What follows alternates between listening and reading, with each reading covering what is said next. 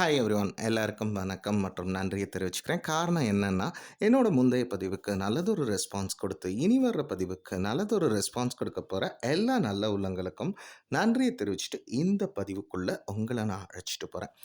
இந்த பதிவுல எத பத்தி பதிய வைக்கலாம் அப்படின்னு இருக்கேன்னா, தமிழ் மாதங்களின் 5வது மாதமான ஆவணி மாதமும், அதனின் சில சிறப்புகள உங்க முன்னாடி ஒரு பதிவா வைக்கலாம் அப்படின்னு இருக்கேன்.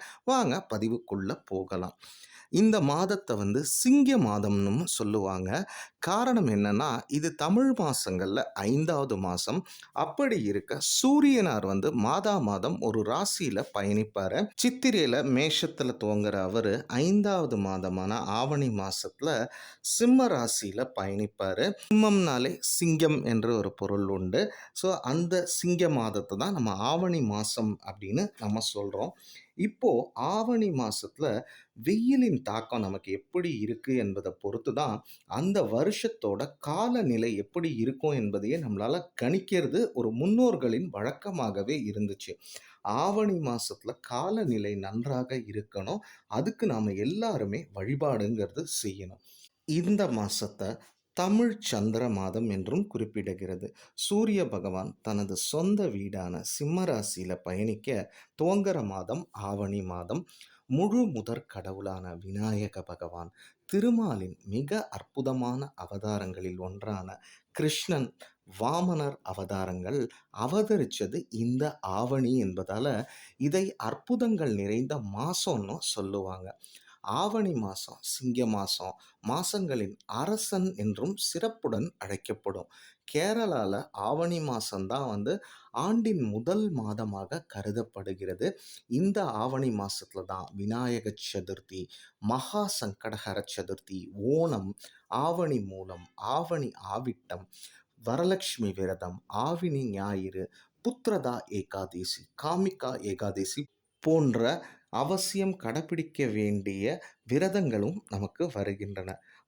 முதற்கடவுளான விநாயக சதுர்த்தி, விநாயக பெருமான் அவதரித்த தினமான விநாயக சதுர்த்தி ஆவணி மாசம் வளர்பிறையில் வரும் சதுர்த்தியில் கொண்டாடப்படுகிறது. சதுர்த்தியில விரதம் இருக்கிறவங்க விநாயக சதுர்த்தியில துவங்குறது ரொம்ப விசேஷமானது. சதுர்த்தி விரதம் கடைப்பிடிச்சா செல்வ செழிப்பு, காரிய வெற்றி, புத்தி கூர்மை, குழந்தை பேறு, தொழில் வளம், உடல் ஆரோக்கியம் ஆகியவை பெருகும். அடுத்து மகா சங்கடஹர சதுர்த்தி. ஆவணி மாதம் தேய்பிறை சதுர்த்தியில் வரும் சங்கடஹர சதுர்த்தியை மகா சங்கடஹர சதுர்த்தி என சொல்லுவாங்க. சங்கடஹர சதுர்த்தி விரதம் இருப்பவங்களுக்கு ஆவணி மாதம் மகா சங்கடஹர சதுர்த்தியில் துவங்குகின்றன.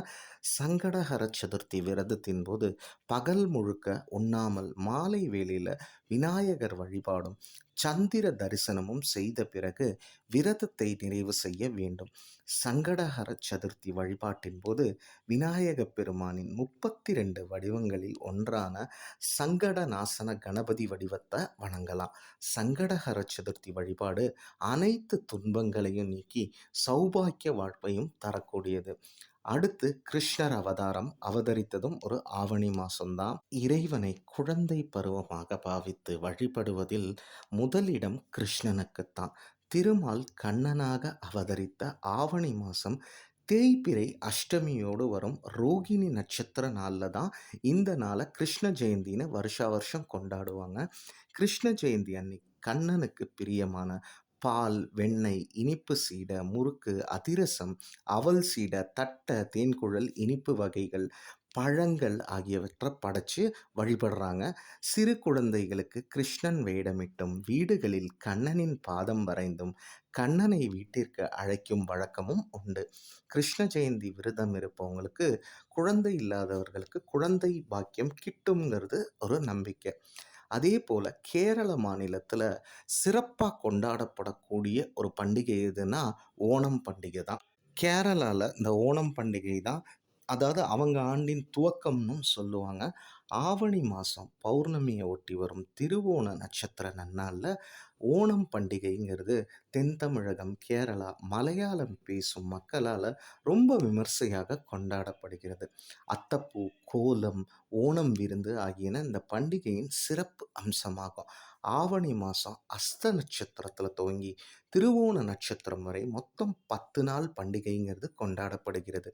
இது கேரளாவின் அறுவடை திருநாள், கேரள தீபாவளின்னும் இத பல பெயர்கள்ல சிறப்பித்து சொல்லுவாங்க. ஓணம் பண்டிகையின் போது கசப்பு சுவை தவிர மற்ற சுவைகளில் 64 வகை உணவு தயார் செஞ்சு ஓணம் விருந்துங்கிறது குடுப்பாங்க. அது ரொம்ப சிறப்பு. அதேபோல ஆவணி மாசம் வரக்கூடிய மூல நட்சத்திர நாள் ஆவணி மூலத் திருவிழான்னு மதுரை மீனாட்சி அம்மன் கோயில்ல நடக்கும் முக்கியமான விழாக்களில் ஒன்று. 12 நாள் இந்த விழாங்கிறது சிறப்பாக கொண்டாடப்படுகிறது. சொக்கர் மதுரையில் நிகழ்த்திய 64 திருவிளையாடல்கள நினைவு கூரும் விதமாக இந்த விழாங்கிறது நடத்தப்படுது. இதுல 10 திருவிளையாடல்கள் நடத்தப்படும்.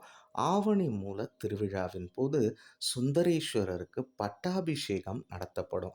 இதுக்கப்புறம் 5 மாசங்கள் மதுரையில சுந்தரேஸ்வரர் ஆட்சி தான் நடைபெறும்.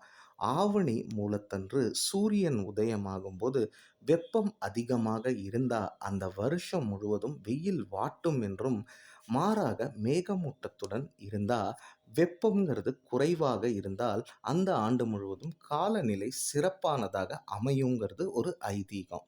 அடுத்தது பார்த்தீங்கன்னா, ஆவணி ஆவிட்டம். ஆவணி மாசம் வர்ற பௌர்ணமிய ஒட்டி வரும் அவிட்ட நட்சத்திரத்தில கடைப்பிடிப்பது தான் ஆவணி ஆவிட்டமாகும். இந்த நன்னாள்ல உபநயனம் பெற்றவர்கள் பூணூல மாற்றிக்கொள்வாங்க. வேதங்கள படிக்க துவங்குவதற்கும் இது ஒரு நல்ல நாளாக கருதப்படுகிறது. அடுத்து ஆவணி மாசத்துல வரக்கூடிய வரலட்சுமி விரதம். வரலட்சுமி விரதம் ஆடி அல்லது ஆவணி மாசத்துல வரும் பௌர்ணமிக்கு முந்தைய வெள்ளிக்கிழமையில் கடைபிடிக்கப்படுகிறது. ஆவணி மாசம் பௌர்ணமிய பொறுத்தே இந்த விரதங்கிறது கடைபிடிக்கப்படுகிறது. வரலட்சுமி விரதத்தின் போது பெண்கள் தங்கள் கைகளில் மஞ்சள் கயிறு கட்டிக்கொண்டு மகாலட்சுமிக்கு இனிப்புகள், பழங்கள், அன்னம், கொழுக்கட்டை, பாயாசம், உளுந்த வடை, பலவிதமான பூக்கள் ஆகியவற்றை படைச்சு வழிபடுவாங்க.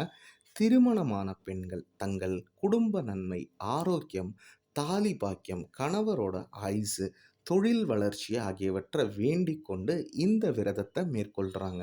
எனக்கு தமிழ் மாதங்களின் 5வது மாதமான ஆவணி மாதத்தின் சிறப்பை நான் சேகரித்த தகவலை உங்களுக்கு ஒரு பதிவாக வச்சிருக்கேன். அந்த இறைவனது அருளால் உங்கள் எல்லாருக்கும் ஆவணி மாதம் ஒரு சிறப்பான மாதமாக அமைந்து உங்கள் கஷ்டங்கள்லாம் நீங்கி எல்லோரும் சந்தோஷமாக இருக்கணும்னு சொல்லிட்டு இறைவனை வேண்டி இந்த பதிவை நிறைவு செய்கிறேன். வழக்கம் போல தாங்க, பதிவுகள் பிடிச்சா லைக் பண்ணுங்கள், தெரிஞ்சவங்களோட ஷேர் பண்ணுங்கள், சேனலை சப்ஸ்கிரைப் பண்ணுங்கள். நன்றி, வணக்கம்.